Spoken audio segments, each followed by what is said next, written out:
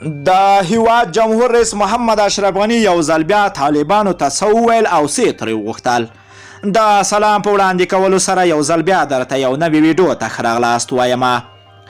جمهور رئیس محمد اشرف غني وویل طالبان د سولې لپاره حاضر شي. جمهور رئیس محمد اشرف غني د اختر له لمانځه وروسته د طالبانو له اوربند څخه هرکلی وکړ او له دوی د اوږدمهال اوربند غوښتنه وکړه. جمهور رئیس د طالبانو په مقابل کې د اوربند اعلان وکړ او افغان سرتورو ته امر وکړ چې په بشپړ توګه اوربند رعایت کړي. جمهور رئیس د طالب بندیانو د خوشي کولو په تړاو جدي اقداماتو خبر ورکړ او له طالبانو یې وغوښتل چې زندانانو کې ورسره بند حکومتي بندیان ژر تر ژره خلاص کړي.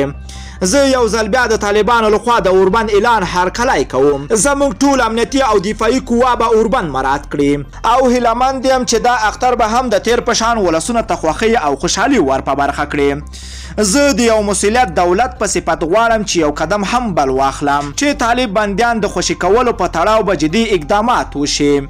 په همدې حال پر طالبانو غږ کوم چې امنیتي او دفاعي سرتیري چې دوی سره په زندانونو کې دي ژر تر ژره خوشي کړي.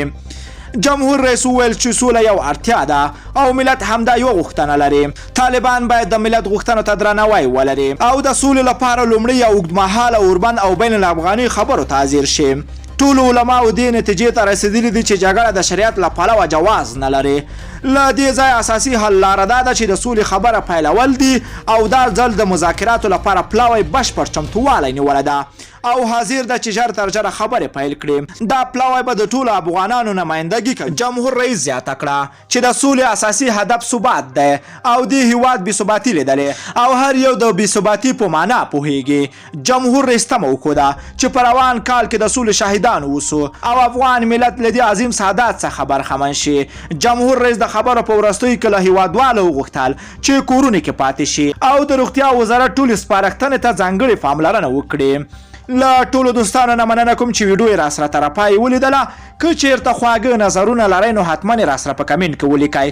که چیرته غواړئ له همداسې تازه او دقیقو معلوماتو خبر شئ د پښتو اپډیټ چینل حتما در سره سبسکرایب کولی شئ. نور مو په پاک رب سپارم. الله مو مل شه. ښه وخت درته غواړم.